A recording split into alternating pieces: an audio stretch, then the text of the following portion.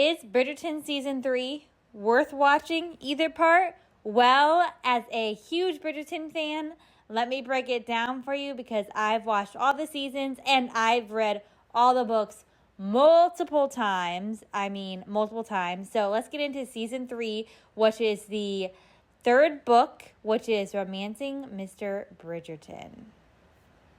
Spoilers ahead, and this is Penelope and Colin's story. Let's get into it.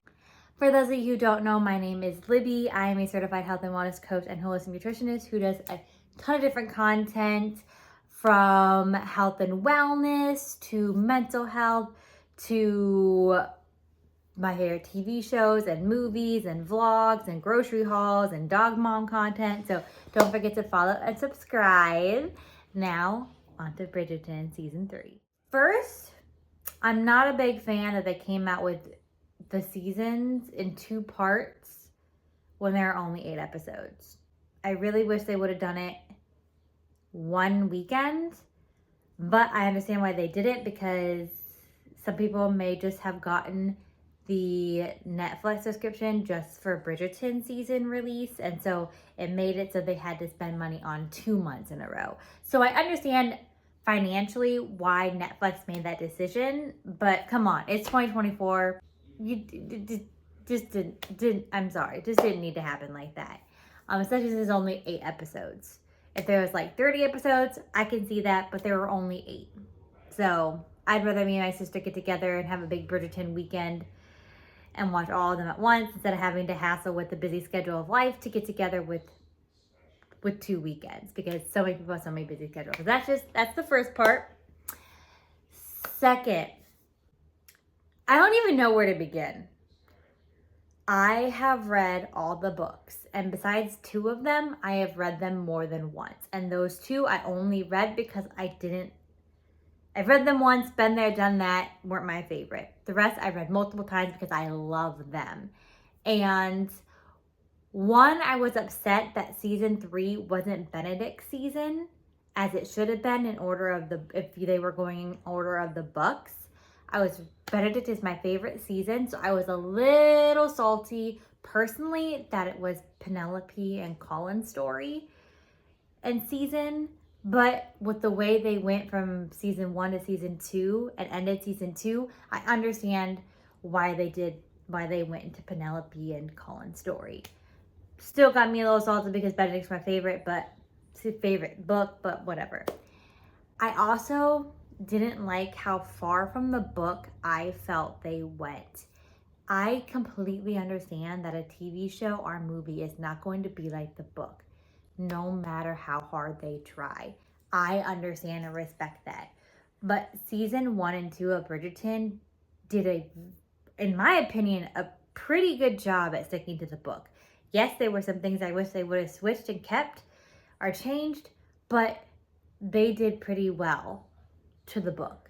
This season, here's the book. That's where season Bridgerton 3 is. Literally, to me, I told my sister this, 2% of it is like what happened in the book.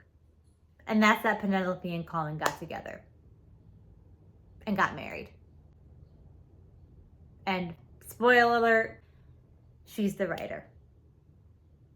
She's Lady brain fart, not Lady Featherington. She is Lady Whistledown. Well, I guess she is Featherington, anyway. So I honestly just did not like how far away from the book they did. And if you haven't read the book, I can understand that maybe you would have liked the season, but for me, as someone who read the book, I just couldn't get behind it as much. And I'm kind of a little frustrated, if I'm being honest. Eloise didn't know at all until the whole town found out that Penelope was Lady Whistledown.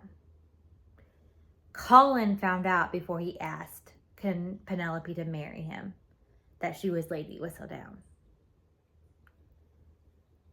Those are 2 big things that they switched up. Like, okay, what now?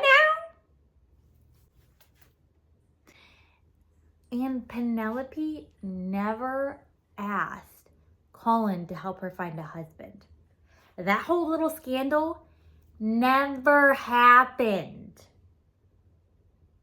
Like, when I saw the trailer for the season, I had to reread the book, thinking I had lost my mind when I read the book because the trailer looked so different than the book I remember reading a year and a half ago.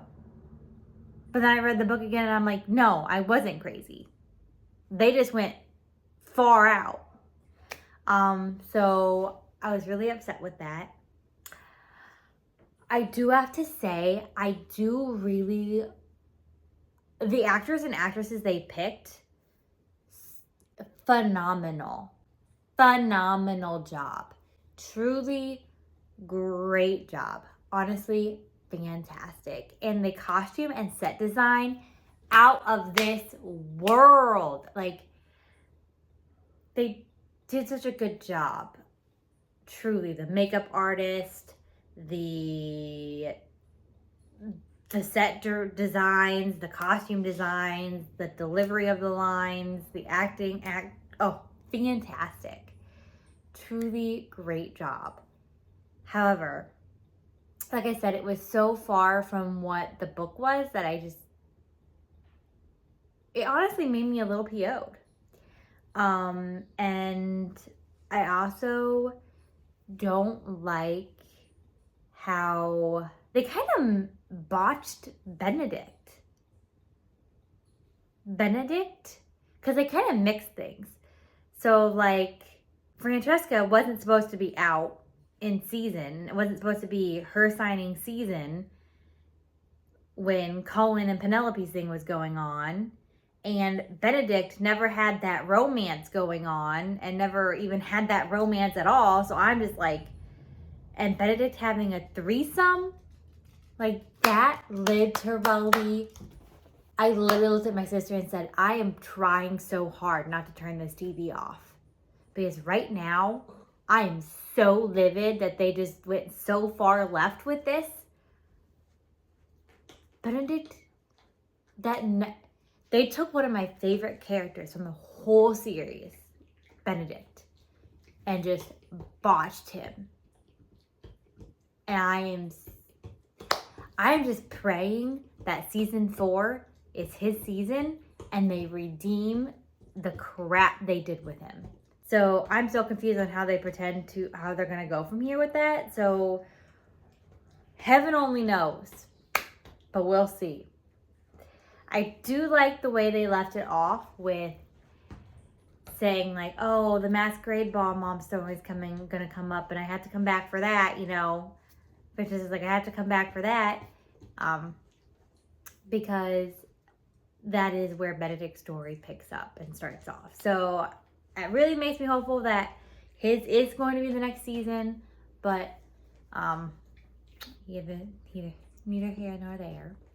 I'm also very conflicted when I watch season 3 of Bridgerton.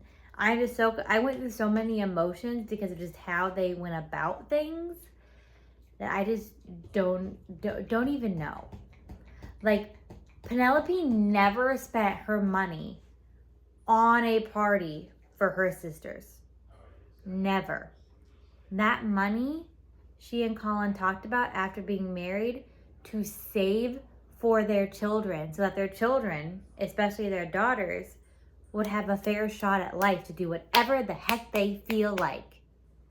Because that's what Penelope really wanted for her kids, where they could do whatever the heck they wanted and not have to conform to any society norms and have the freedom to do what they want. So, honestly, overall,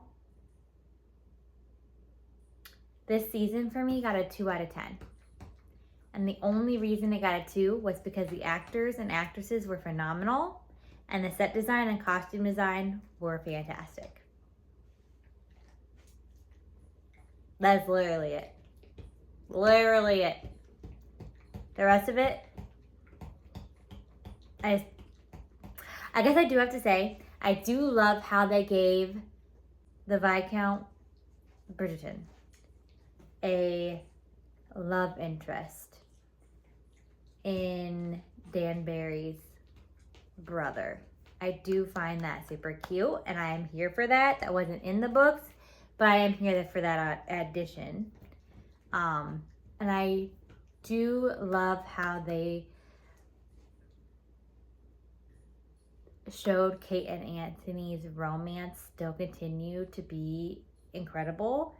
I'm not sure how I feel about them going back into her country with her having her first baby, but it is a nice segue for them leaving and not being in like maybe the next season. But I'm also kind of sad if they're not in the next season, because I feel like Anthony needs to be part of Benedict's story. So we'll see how it shakes out, but that's just my opinion. Again, just my opinion, okay?